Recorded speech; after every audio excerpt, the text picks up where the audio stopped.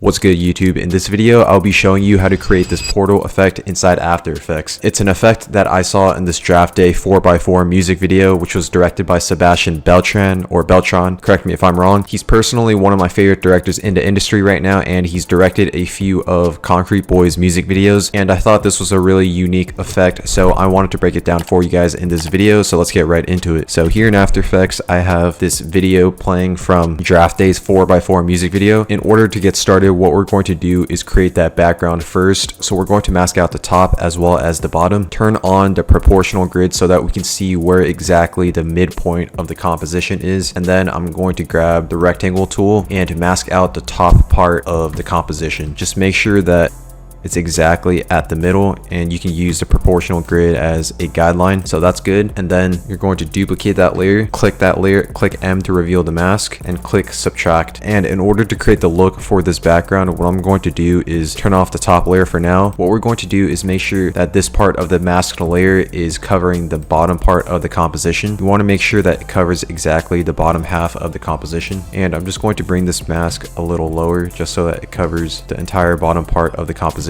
Just make sure that it's properly aligned, and then turn on the top layer, and we're going to drag this layer to the top part of the composition. This is how the composition should look like so far. Now, in order to create that portal, what we're going to do is create a shape layer. So just right click, go to new, click shape layer, select the circle tool. In order to do that, hold the alt button and just left click, and you will find the ellipse tool. We're going to get that one, and make sure your stroke is at 20 and the color of your stroke is white. In order to create a perfect circle, what we're going to do is hold the shift button, left click, and just drag your mouse. I'm going to have mine be about that big. Make sure that the anchor point is right in the middle. In order to have the anchor point right at the middle, hold the control button and double click the pan behind anchor point tool. Go to the align panel, make sure that it's right in the center of the composition. I'm going to have mine like that. I'm also just going to decrease the scale by a little, have it at 98. Yeah, 98 should be good. And then I'm going to add a Gaussian blur to this shape layer. Increase the blurriness to 12. And now we have the circle for this portal effect. So what we're going to do now is duplicate this layer, click Ctrl D, bring that above the other layer, and I'm just going to rename this layer just to make it easier. So this layer is going to be draft top because that's the top part of the composition. This one is going to be draft bot because that's the bottom part of the composition. In order to create this effect, what I'm going to do is make sure to have the shape layer above all the other effects, and I'm going to turn off the layers underneath, turn off the mask effect for this layer, and then what you want to do is reset the position, click P, and then left click the position, go to reset, and now we just have the video playing in the background in its original position. What I'm going to do in order to create that portal effect is I'm going to move this position to the left so that it's centered to the circle, and then I'm going to decrease the scale to just enough to the point where it can still overlap the circle, mask out this layer just so that it only fits within the circle. In order to do that, grab the ellipse tool, hold the shift button on your keyboard, left click, and just drag your mouse to the point where it's about the same size as our circle. So you want to move the mask and have it at the center, and the mask is a little smaller, so what we're going to do is just increase the scale by a little, have it at around 92. Yeah, 92 should be good. Increase that to 93. Duplicate this layer, so click Ctrl D, bring that above the shape layer, delete the mask effect for this layer, and what we're going to do now is rotoscope the top part of our subject's head because that's the only part that's going to be overlapping with our shape layer. Grab the rotobrush tool and double click this layer, and make sure to only rotoscope the top part of our subject's head.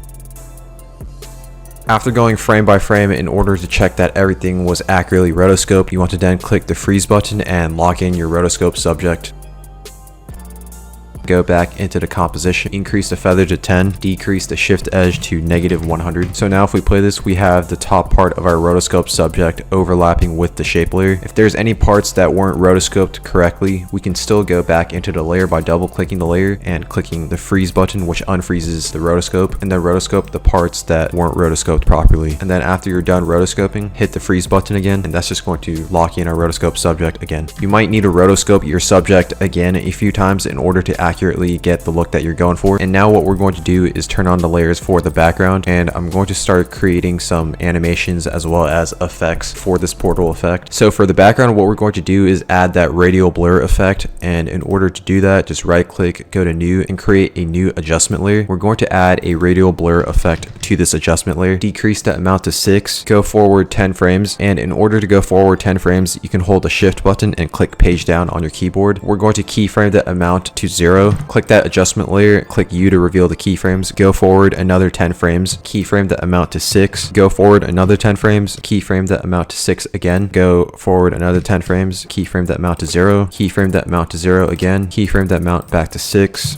keyframe it at 6 again, and then for the end, we're going to keyframe it back to 0. Grab all those keyframes, easy ease them. Now if we play this, we have that radial effect going on in the background. We're also going to create this flash or this flicker effect that's going to be happening all throughout the scene. Create a new adjustment layer, make that adjustment layer 6 frames long. We're going to add an exposure to this adjustment layer, keyframe the exposure at 2 in the middle of the adjustment layer, and then we're going to keyframe the beginning at 0 and also keyframe the end at 0. Grab those keyframes, easy ease them, bring this towards the end, and then I'm going to duplicate this layer twice. You can then drag this adjustment layer anywhere in the timeline that you want, so I'm going to have mine like that. So this is what we have so far with the flicker effect as well as the radial blur effect. For the final part of this effect, what we're going to do is we're going to grab the portal effect layers and pre-compose them so that we can animate our subject in right when the scene starts. What I'm going to do is animate the position where it slides up, keyframe the position, and bring that forward 12 frames, have our subject sliding from the bottom towards the middle. Grab those keyframes, easy ease them, go into the graph editor of the position keyframes, and I'm going to have my influence at 100% so it animates in fast in the beginning and then it animates out slow. Make sure to have the motion blur on, and then what I'm going to do is drag this adjustment layer and have it align with the position of our subject keyframe, just so that right when it animates in, we have that flash effect. So now if I play this, this is what we have for that final look. But that is all I have for this video. Make sure to like the video and subscribe to the channel, and I'll see you guys in the next video.